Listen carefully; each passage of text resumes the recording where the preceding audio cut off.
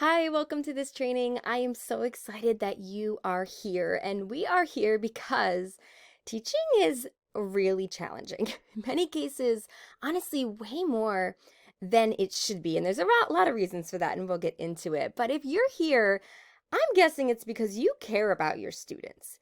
You want to make a difference, and you want to love teaching. But maybe the reality's been way harder than you thought. You might be dealing with disruptions or misbehavior, classroom chaos. Perhaps your students are apathetic or disinterested. You might be so busy that you feel like you're always behind or stressed. You're stressed and exhausted. You might even find yourself asking questions like, why is this so difficult? What am I missing?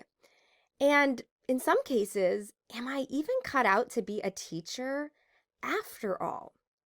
If you're experiencing any of these challenges, I want you to know the problem probably isn't you. This is coming from the gap. What do I mean by the gap? Well, there is this huge gap between what you've been trained for as a teacher and what's expected of you. That gap is huge and it's only growing post-COVID. This gap causes so many problems, right? Disruptions in misbehavior, chaotic classrooms, crazy work hours, and all the stress that comes from it, right? And in many cases, it causes you to be confused and to doubt yourself, to, in some cases, even feel like a failure. And if something doesn't happen, it can even lead to burnout. All these things are happening because you haven't been given the training and the tools and the resources that you need to fulfill the expectations that are being put upon you. And it's really not right. You shouldn't have to figure this all out on your own. And that is exactly why we are here. My name is Linda Cardamus with Teach for the Heart, and we're here to help you bridge that gap between what you've been trained for and what's being expected of you, to give you the tools and the training and the resources and support that you need. Just real quick, a little bit about me. I know what it's like to feel like a failure in your own classroom. I had a very miserable first year. It was very difficult. Let's just say it was not pretty, okay? I remember having no idea what to do to fix it. But thank God he did not leave me there. And he's not going to leave you there either. We are here to help. You don't have to stay in that difficult spot if that's where you are.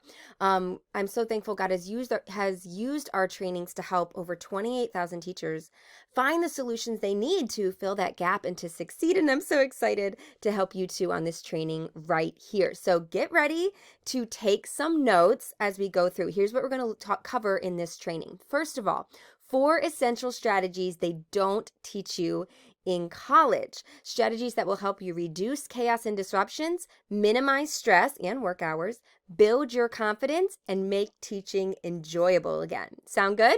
We're also going to cover the plan you need to bridge the gap and succeed at teaching. It's called the Empowered Teacher Bridge, and we'll get to that in the second half of the training. Oh, before we get going, let's pause just a moment and pray. Father, thank you so much for each teacher that's here. Thank you that they care enough about their students and their career and to be here and to want to do a good job at what you've called them to do. I pray you will bless them for that. I pray you will help me in my words to be clear and helpful, and help each teacher take away something actionable that they can put into practice that will be of benefit to them. In your name we pray. Amen. All right, let's dive in. Strategy number 1, they don't teach you in college. Deal with issues while they're still small. Okay, here's what we've been told instead. Don't sweat the small stuff, right? Don't sweat the small stuff. So what happens then when we don't sweat the small stuff? Well, we let little things go, right? We see students whispering. We think, I just ignore it. It's not a big deal. Let's save the correction for bigger issues. I know this is exactly what I did at the beginning, right? It's just little stuff. No big deal. I'll deal with stuff when it gets big. But let's examine the logic and what actually happens when we do this. The logic behind don't sweat the small stuff is that, we have limited time, we have limited energy, and we have limited relationship capital, right, to deal with all these issues. Completely true. So the thought is, ignore these little fires, let them go. and save the relationship capital and energy and everything for bigger issues. Okay, that's the theory. But there's just one problem with this. Little problems don't stay little. It's just human nature because of sin. I wish it weren't the case, but it is, right? What actually happens when we ignore those little fires? Well, they don't stay little, right? They grow and spread and grow and spread. And pretty much your classroom is just crazy chaotic. At least that's what happened to me, and it's what happened to a lot of you that I speak with. And at this point, that bucket of water, it can't do anything. It's like, oh my goodness, I can't do anything. This is just out of control. Your classroom might look a little bit like this old comic, right? It's just really not good. And at that point, you're like, I don't even know how to fix this. So what if instead we were to douse the small fires by dealing with issues while they're still small, especially at the beginning of the year or after breaks, or if you can force a reset in your classroom? Now, what do I mean by deal with? This is what threw me off my first year of teaching, is I thought deal with meant, oh, I have to give punishments, and I don't really feel like whispering deserves a punishment. No.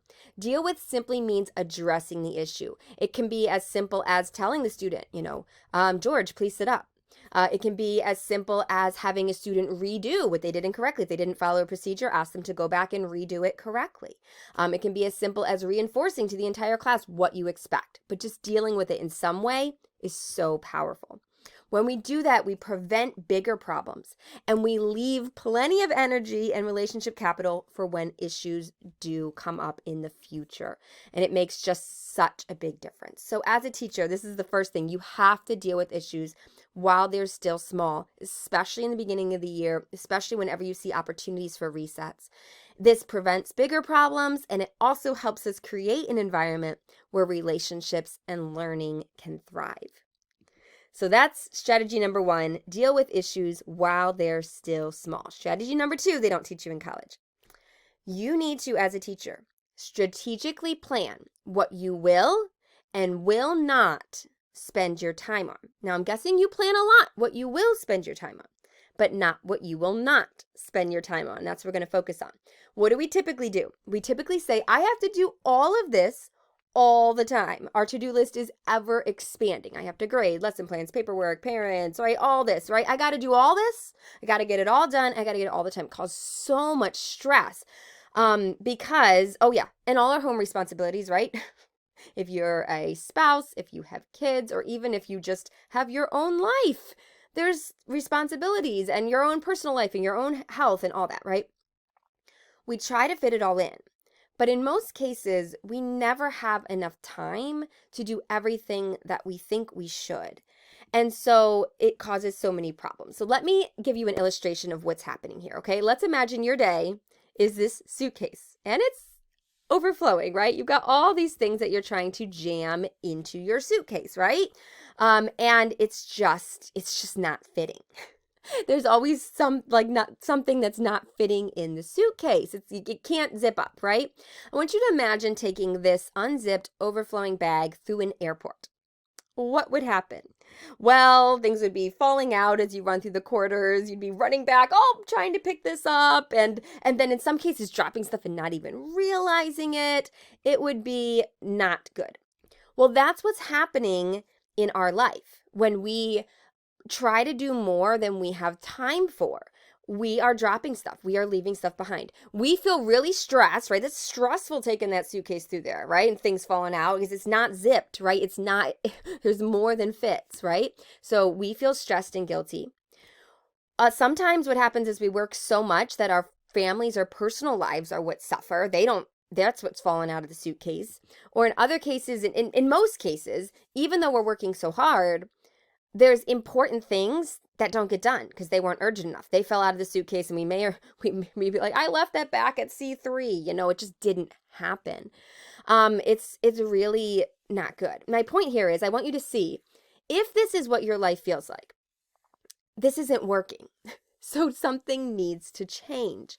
We have to stop trying to cram in more than we can realistically fit. What we have to do is repack the suitcase, right? If that's happening, you say, okay, I got to take everything out. I got to start over and ask myself, do I really need to do this? Okay. So what this looks like in many cases is you take everything out, write it down on a list, and say, what do I really need to do? Choose the most important things to go back into the suitcase. All right. And then stop or trim things that are less important. The reality is not everything's going to fit back in. So you have to be real strategic and say, I'm going to stop doing this. I'm going to grade homework half as often as I currently do, right? Because that's not as important as these other more important things. Getting real strategic about choosing what to stop doing, choosing what to do less of. Here's the thing. You cannot let fear stand in the way. It is scary to say, I'm going to stop doing this. I don't know why it's so scary, but it is. It's so scary to say, I'm going to stop this, or I'm going to do this half as often. But you've got to do it, because here's the reality. Either we choose what we're not going to do, or if we try to do everything, something falls out. Something ends up not happening, and we didn't get to pick what it was. So either we pick ahead of time what not to do, or it just happens to us. And I don't know about you, it's much better when I choose what's staying in and what's getting out. So don't let fear stand in the way. When you do this, when you make a schedule for yourself and a to-do list for yourself that's actually realistic, and you've removed things that are less important, not that they wouldn't be good, but they're less important, you are way less stressed. You can prioritize time for your family and personal life, and the most important things get done because you prioritize them. So that's strategy number 2. Strategically plan what you will and will not spend your time on. Sorry, I got distracted for just 1 second. I was trying to make sure my recording's still working, but it is. Okay, strategy number 3. To motivate your students, focus first on building your credibility. Okay, this is something you might not be used to. When we usually think of motivation, we think, okay, I have to make this relevant to my students. I have to make it fun and exciting, or I need to tell them where they're going to use this in life. And all of that can be beneficial, but we're missing the key, the foundation of student motivation. And this concept comes from Dave Stewart Jr., who has done some amazing work with student motivation. He talks about the 5 key beliefs. There are 5 key beliefs that determine how motivated a student is to learn. Here's his graphic about this. And the core belief, the foundation, is credibility. Now, what do we mean by this? Credibility is the biggest factor in student motivation. It's the one that makes the most difference. And here's what it means. Do your students believe, do they know in their being that you are capable, caring, and passionate as a teacher? In other words, to be really, really blunt, do your students believe you are good at your job? Whoa. That is might be a little bit of a gut punch question, but it's really important that they do. And if they don't, it really is a foundation of a lot of the problems. So here's the spectrum Dave teaches us, okay? Going from belief, questioning, fear, or unbelief. So a teacher that does believe this, that has credibility, your students will say, wow, my teacher is capable, caring, and passionate. But if they're not sure, they might say, they might be wondering, is my teacher capable, caring, and passionate? Or they might be in the fear place. What if my teacher doesn't know what he's doing? What if he actually doesn't care about me? Or they might be all the way in unbelief. I don't think my teacher cares about us, and they're not that good at their job. They don't even like this job. Do you see what a difference that makes in a student's motivation? How is a student at this point going to be motivated? They're not. I mean, why would I even try, right? Versus here, oh my goodness, they're going to be so much more motivated to learn and to succeed with you. Now, the good news is if your students are here or here, it can change. You can increase your credibility and get it up to here or here. And that's what we're going to talk about. So this is the thing though, credibility. Have you ever been in a teacher's room or seen a teacher where it's it almost seems like they can get their students to listen and learn almost effortlessly? It feels like magic. Have you ever asked yourself, how can they do that? How can they get their students to listen and learn? It just looks so easy, while for me or others, it's virtually impossible. I don't get it. What is the difference? This is the difference. It's credibility. It's credibility. It's, do the students see that teacher as being good at their job, at being credible? So what's the solution? Well, start caring about your credibility. It really is that simple. Start paying attention. Ask yourself, do the things that I'm doing as a teacher communicate that I care about my students and that I know what I'm doing? Now, we're never going to be perfect. Oh my goodness. We're always going to make mistakes, okay? That is never, perfection should never be the goal. But in general, am I doing that? And if not, where can I grow? We always want to be growing, but particularly if you perceive, oh, I think I do have a lack of credibility with my students, ask yourself, where can I grow? Do I need to grow in classroom management? Do I need to grow in my time management, right? Am I always ending class early or late or, yelling the homework as they rush out the door? Do I need to grow in organization? Do I need to be able to explain the concepts better? Are students always confused and like, I don't know what you're teaching me? So grow, seek to grow. Ask yourself, where can I grow? And take advantage. This is why you're here, right? You're growing right now just by being here. And be encouraged that every step you make, you are gradually building your credibility. Don't expect it to turn around overnight.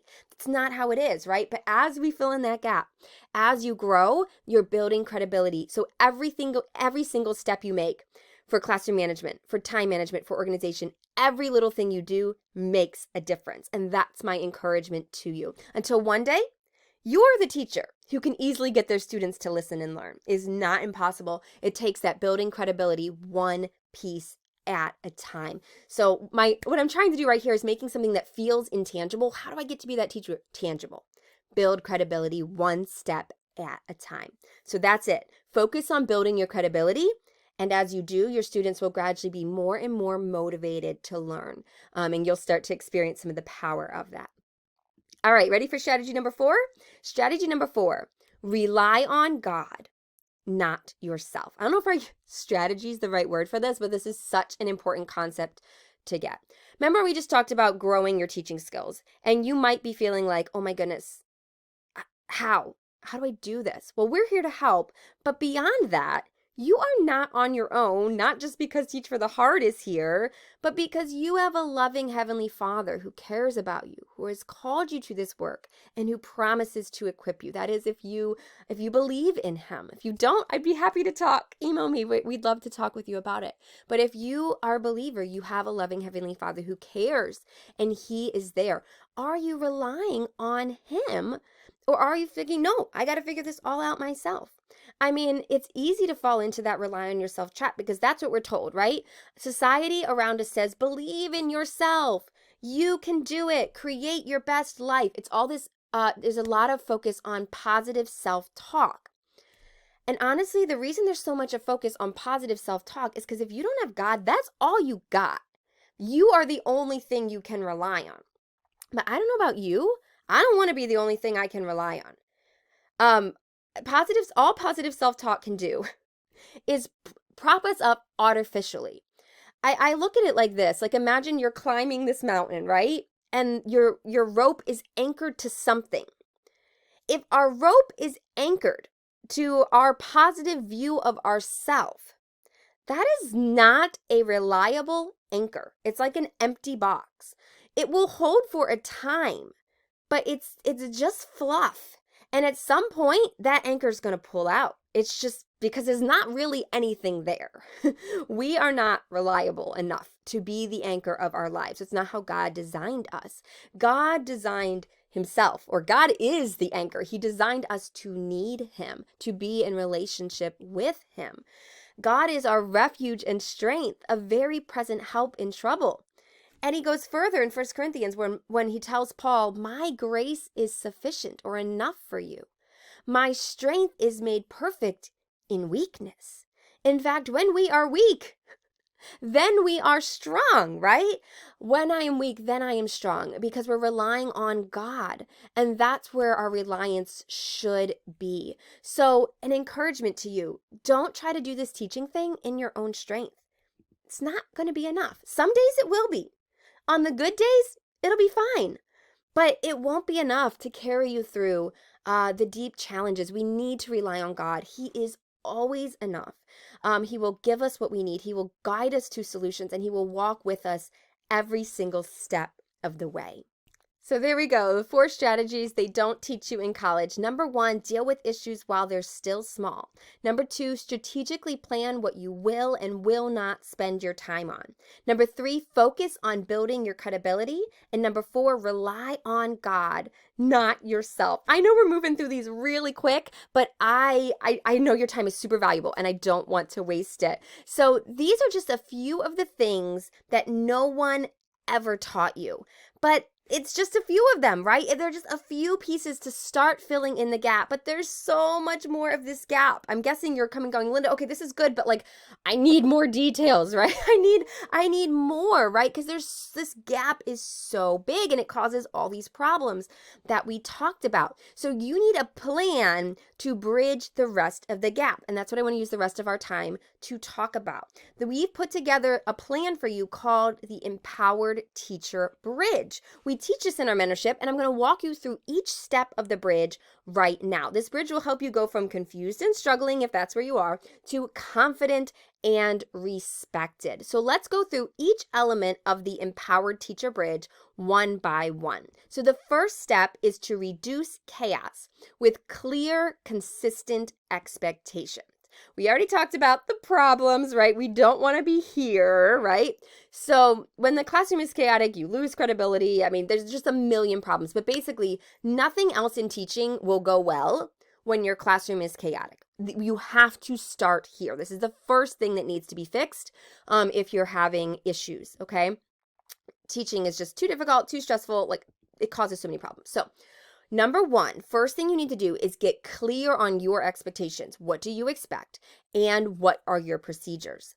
Then teach students to follow them. It's not enough to just tell them. You have to actually teach your students how to follow your procedures.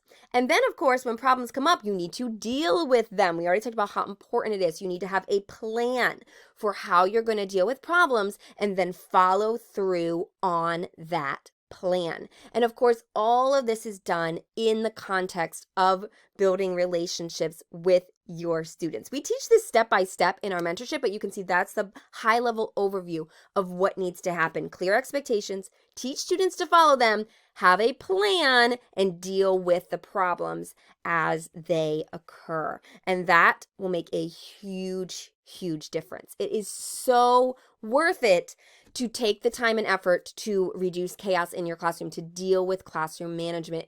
It's not the fun part. No one said, I want to be a teacher so I can deal with classroom management. No, none of us like it, okay? But it's so important. You'll have fewer disruptions and behavior issues. You will increase your credibility immensely. You'll have a calm classroom that's conducive for learning. And oh my goodness, teaching will be so much more fun and enjoyable. I want you to meet Bridget real quick. Bridget, we worked with Bridget in one of our programs, and before she took our program, her students were taking advantage of her like crazy. But after implementing the system where she's, practicing and teaching students procedures and being consistent with them, she says, oh my goodness, my students are wrapped around my finger. I have my students wrapped around my finger, and I love teaching again, which is exactly what happens when you implement these strategies and can turn around your classroom management. I love that. So first, got to reduce chaos first. That has to come first. Then the next area we focus on is establishing balance by prioritizing your time. This is what we talked about before. We cannot do it all. When we do, we're continually stressed, our family and personal life suffer, and a lot of times the most important things don't get done. So it keeps us from being effective even as a teacher. So in this part is where we work on repacking the suitcase. I've told you a little bit, but let me give you a little bit more detail about what this looks like. Well, the first thing we're going to do is take all of our everything out of the suitcase by doing a brain dump. Okay, brain dumping everything. And we do this with you in the mentorship. Put everything on paper. What are all the things I have to do? Then identify what are my top priorities and get them scheduled first. Those go back in the suitcase, as it were, in the analogy, right? Then what's left is a lot. We use the 4T method to kind of decipher what can I do with some of these other things. Are there things I can trash? Just stop doing? What can I trim, do half as often, or spend less time on, or find a more efficient way to do it? And then what can I transfer? Believe it or not, there are people already in your life that can help out with a lot of tasks. Paras, students, family members, parent volunteers, teachers' aides. There are a lot of opportunities. You just don't know how to transfer. And we teach you how to transfer tasks to other people effectively without taking you a ton of time. So when you do that, when you say, okay, this is staying out of the suitcase. Okay, I'm bringing half as much of this. Honey, can you put this in your suitcase? That's the analogy equivalent, right? Okay, this fits in the suitcase. I'm packing these things. When you do that, all the most important things get done, both at home and at school, and you are amazingly effective, more effective actually, even though you're doing less, and feeling way less stressed. Alejandra used our method to trim her to-do list down, and she said, oh my goodness, my to-do list was so huge before. And she said, it's so exciting to get rid of things. I finally realized I didn't have to do everything. And that's the thing, a lot of times it's really hard. It is hard to stop doing stuff. I don't know why. And I would encourage you, you can do it. Sometimes you need someone to come along beside you and say, you can stop this. You can try not doing this. It works. But Alejandra said it has made such a difference. And she's also trained her para to help her, which it wasn't really happening before. And she said it's made an immense difference, especially in her morning.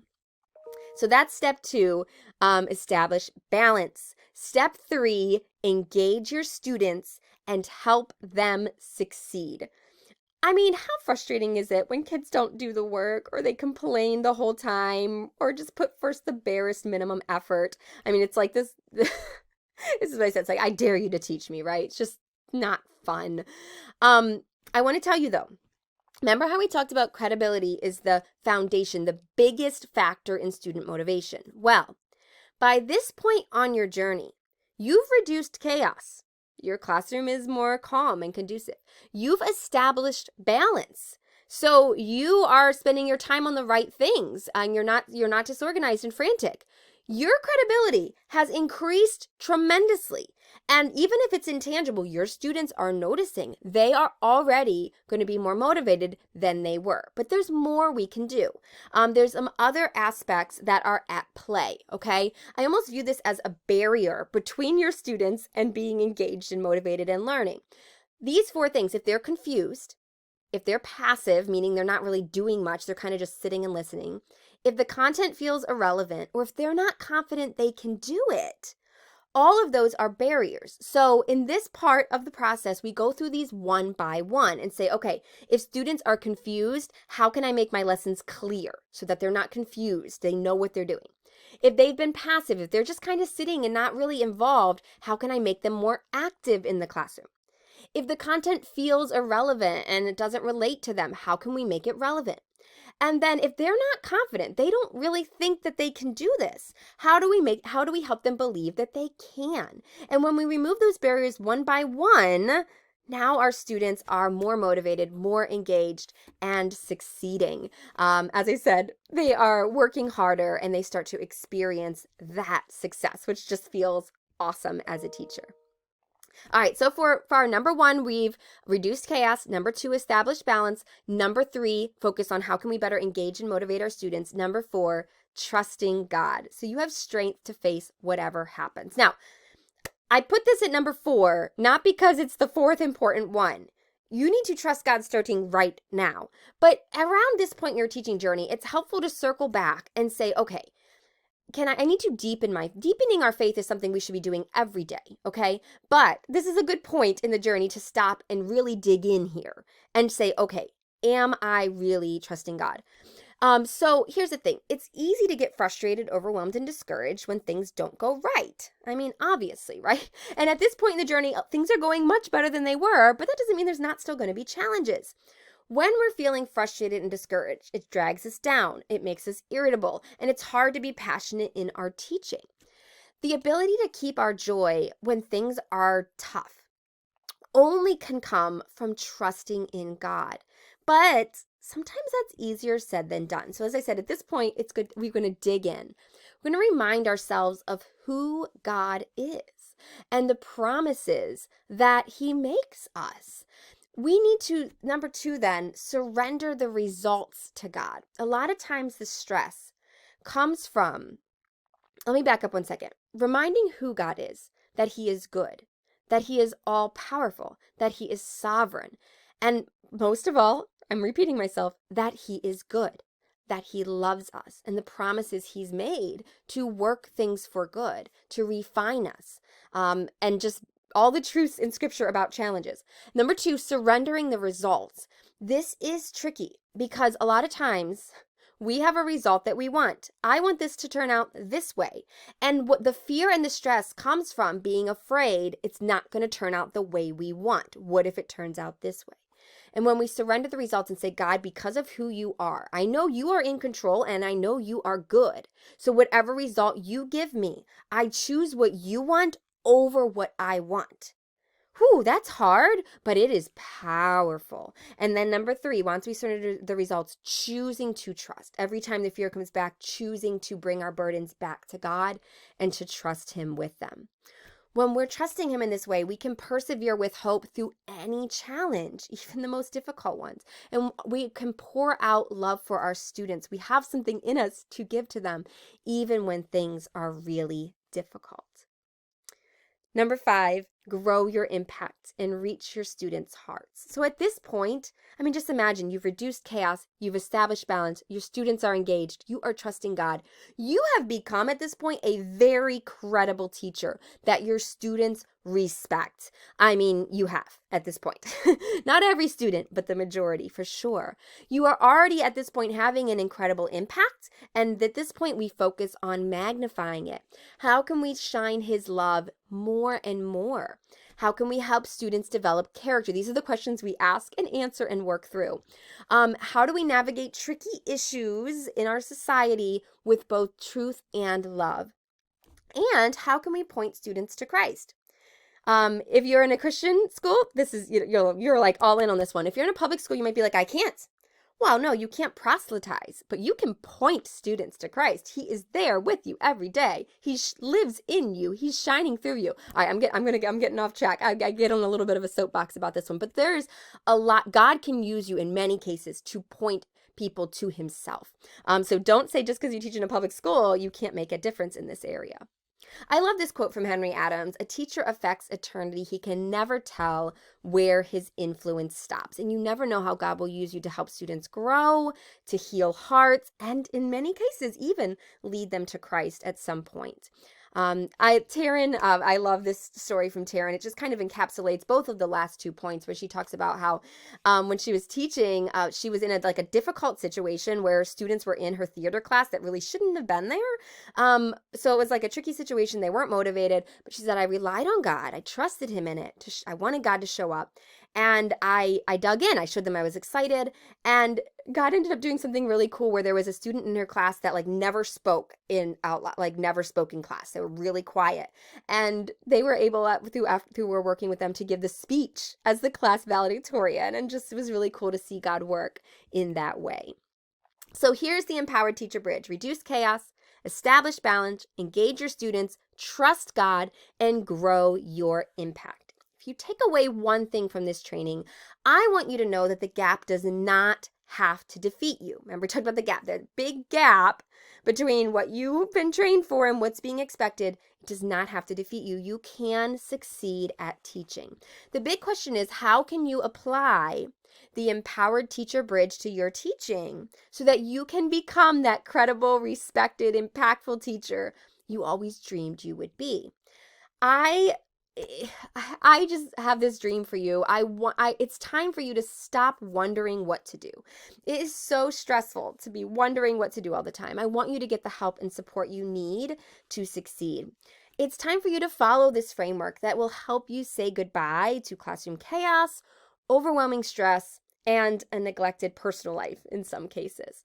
And so that's why we are opening enrollment in the Teach for the Heart Mentorship, and we would absolutely love to have you join us. I want to give you real quick a bird's eye view of what it's like inside the program and what you get immediate access to when you join. There's 3 parts of the mentorship: the Empowered Teacher Bridge, mentor support, and a fast action bonus. So first thing you get, this is the core of the program, is the Empowered Teacher Bridge. And what I've done is I've recorded trainings that walk you through every single aspect of the bridge, one by one, so you're not overwhelmed. This is everything I would share with you if I were meeting with you one-on-one as your personal mentor. That's what I've put into these trainings.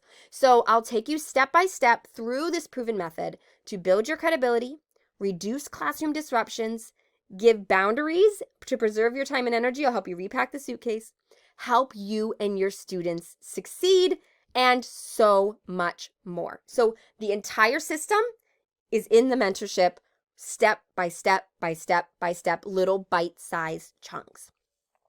The second piece, though, is the support. You are not on your own in this mentorship. It's not just like a course, like here's the course, do it and learn. That can be valuable. That can be very valuable, but that's not what this is. We are there for you every step of the way to help you personalize things to your situation and to troubleshoot when something's not working, okay? And also, by the way, to deal with anything that's just going on, even if it's unrelated to the content. You're like, I need help with this. We are there, okay? So first of all, coaching calls. You can hop on the live coaching calls to get personal advice in real time from me or from our other mentors. We also have a community where we can encourage each other. So you can interact with other teachers in the mentorship and also ask a question there, and the mentors will come. One of the mentors will hop in and give you an answer if you don't want to wait till the next live coaching call. We also have the ability to ask mentors private questions. So we have some ways that you can do that to get private feedback from mentors if you don't want to share it in a larger group setting. So the Empowered Teacher Bridge, personalized support so that you have help. You're not on your own. And also an exciting fast action bonus. So if you're able to join today, you also get this classroom procedures that will save your sanity training. These are 50 easy to implement procedures that help your classroom run more smoothly. So if you're able to join today, you also get this fast action bonus. So the doors are officially open. We would love to have you join us. There's actually a button right below that you can see to join the mentorship, and we invite you to join us right now. Real quick, some of you are asking, what is the cost? Well, there's two options. You can pay, we wanted to make this as affordable as we can because we know you're on a teacher's salary, right? So we figured the best way to do that would be, rather than doing an upfront payment, you could pay a low monthly price. But we also realized some people would rather make an upfront payment, and so that is an option as well. Both options include everything in the program: the Empowered Teacher Bridge, all the lesson videos, the coaching calls, the community, the mentor support. There's also like access to a lot of our most popular PD programs. The bonus I just talked about, PD certificates. The only difference is the 1 year when you pay up front, you get 2 months for free. Okay, so it's a reduced rate. But I have something else for you guys. I really want to make this affordable. So we are slashing the price. We're offering half off for a limited time. Okay, it depends when you watch this, how long it will be, but we'll follow up with email in the next couple days to let you know how much time you have. It's not just tonight, because I know sometimes you need a little bit more time to ask or figure things out. But for a limited time, for a few days, you can pay half price, because we really, really want you to be able to join us in the mentorship program. I don't want you to be stuck in a chaotic classroom that's miserable to teach in. And honestly, I really believe you don't have to neglect your family or your personal life to be an amazing teacher. I believe that with all that is in me, and I want to help make that a reality in your life. As I said, this is not just another PD program or another course. We will make sure that you get the systems and the personalized support that you need to succeed, so that you can actually look forward to teaching and enjoy this career for years to come. I just love the fact that Bridget went from crying every day to having her students wrapped around her finger, and Alejandro went from an overwhelming to-do list to feeling like, oh my goodness, this is doable. Things are so much smoother. So we'd love to have you join us. If for some reason the button isn't working, you can go to teachfortheheart.com/invite, teachfortheheart.com/invite, and you can join that way as well. Real quick, I want to tell you the Teach for the Heart promise. This is kind of our guarantee, so you know what to expect. We promise these trainings will be super practical and focused on solutions. I do not like to waste time with fluff, filler, or irrelevant theory that doesn't actually help you in your classroom. Everything will be taught from a biblical perspective. That's really important to us. And we will continually seek to uplift you and point you to Christ throughout the program. So we'd love to have you join us. You could get started, like I said, just for $43 today. And so go ahead and join us. You can click the buttons to join us there. Now, I do have a few questions I often get. So I'm going to finish up real quick by answering some of the most frequently asked questions about the program. So the first one is, who is the mentorship for? Okay, the mentorship is for it's designed best for K through 12 teachers. If you teach preschool or you teach college, it will be helpful, but it's designed for K through 12, okay? It is designed for teachers in public and private schools. It is designed for believing teachers, I will say. If you're not a believer, you will find it immensely helpful, but we don't shy away from faith. So I want to let you know that up front. But it is for teachers in both public schools or private schools, either one. It will absolutely be relevant and perfectly designed for you. We're also designed for teachers who feel like, when you think about that gap, where it's like, oh my goodness, I'm struggling. Maybe I've been teaching for 1 year. Maybe I've been teaching for 8 years or 12 years or whatever it is, but I don't feel like I've ever gotten up there. Like, I've never bridged that gap. That gap has plagued me my entire career. If that, or whether your career has been 2 months or 10 years, if that's you, this is for you. We are here to help you bridge that gap. Next question, is there a schedule for the mentorship? And the bottom line is no. We did not want this to feel like another obligation. There is no, you must be here at this date or this time. You can do this completely on your own pace. And we've designed it so that honestly, you can do this. Like, it should not be an extra thing you have to do.